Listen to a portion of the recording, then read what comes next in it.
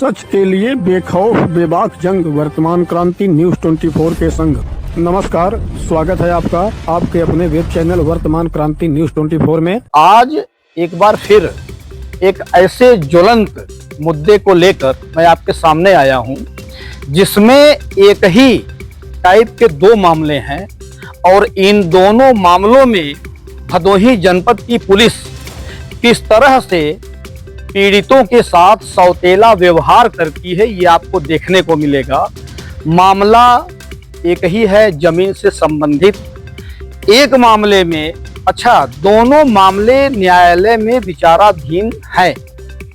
एक मामला शायद निस्तारित हो चुका है न्यायालय से और दूसरा मामला अभी भी विचाराधीन है। तो दोनों मामले न्यायालय में हैं या थे कह लीजिए, और दोनों मामलों में पीड़ित के साथ जनपद की पुलिस ने किस तरह से सौतेला व्यवहार किया है, हम दोनों पक्षों से आपको मिलवाएंगे और पूरी कहानी आप उनकी जुबान से सुनिए। इसके बाद इस कहानी के बारे में कुछ आपको हम और बताएंगे। ज्ञानपुर कोतवाली क्षेत्र का दो मामला, दोनों मामलों के पीड़ित पक्ष हमारे साथ हैं और दोनों से बातचीत करेंगे और एक बार इनके बयान के माध्यम से आपको समझाने का प्रयास करेंगे कि क्या मामला रहा।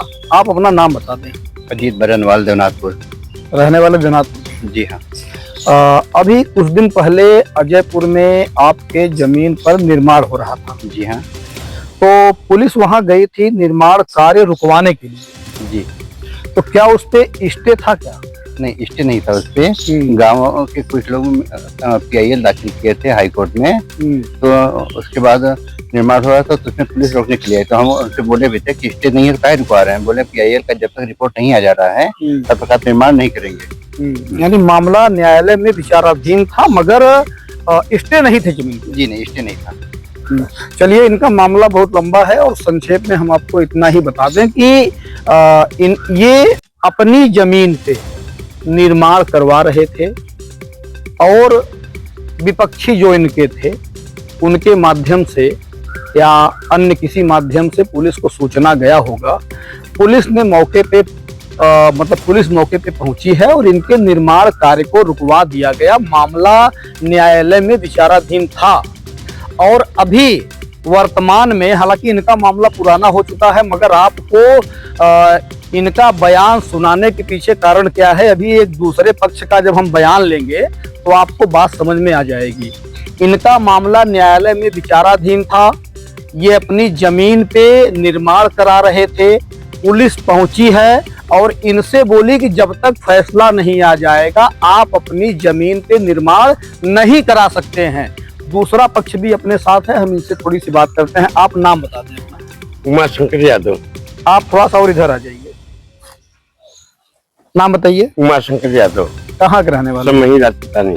तो अभी आप जो है कल के डेट में पुलिस अधीक्षक महोदय के कार्यालय पे गए थे, क्या मामला है आप? हाँ, वहाँ गया था और लेटर दिया, लेकिन वहाँ पे आए थाने पे दिया, लेकिन कोई सुनाई नहीं। मामला क्या है आपका? मामला ये जमीन का है। क्या जमीन का? वो पट्टे का।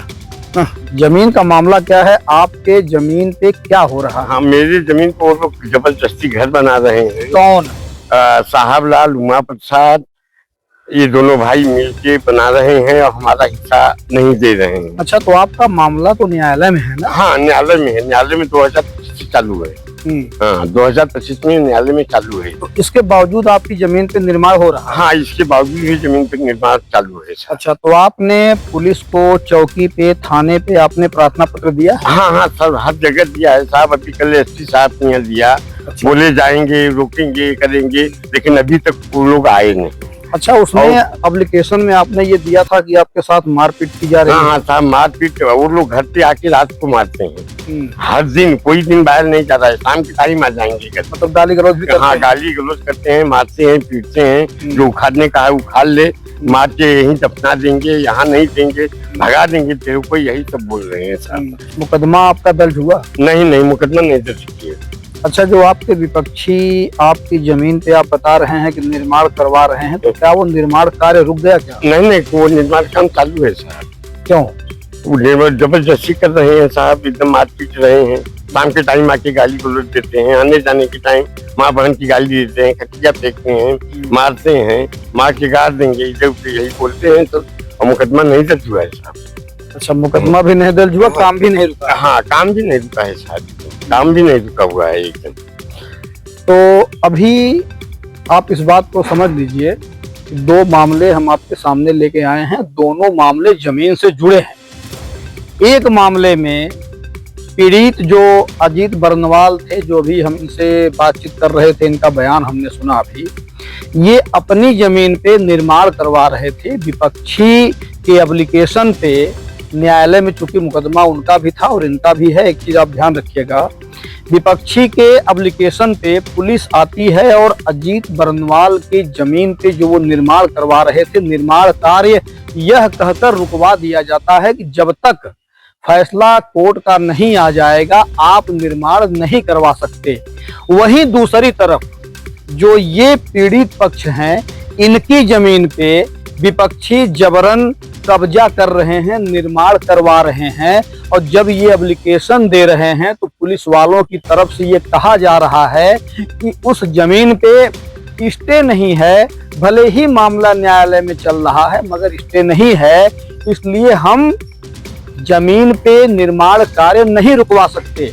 अब एक बात को आप समझिए कि अगर आपकी जमीन पर कोई जबरन निर्माण करवाए तो जाहिर सी बात है कि आप उसका विरोध करेंगे, आप उसको रोकने का प्रयास करेंगे, और अगर विपक्षी आपका दबंग है, आपसे ताकत में धनबल में ज्यादा है, तो आपसे मारपीट भी करेगा। वही इनके साथ हो रहा है और इन्होंने मारपीट का एप्लीकेशन भी दिया है। कल ये एसपी कार्यालय भी गए थे। और यहाँ मैं आपको एक बात और बता दूं कि ये चूंकि पीड़ित हैं, ये परेशान हैं, तो इनकी परेशानी को देखते हुए सच का साथ देने के उद्देश्य से मैंने ज्ञानपुर कोतवाल को भी फोन किया था। तो उन्होंने स्पष्ट कहा कि भाई साहब उस जमीन पे स्टे नहीं है तो हम जमीन पे निर्माण कार्य नहीं रुकवा सकते।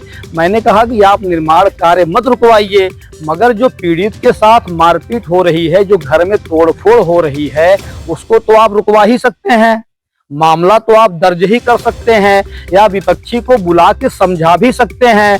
मगर एक कल का दिन था और आज का दिन है, अभी तक पुलिस वालों की तरफ से कोई भी कार्रवाई नहीं की गई है।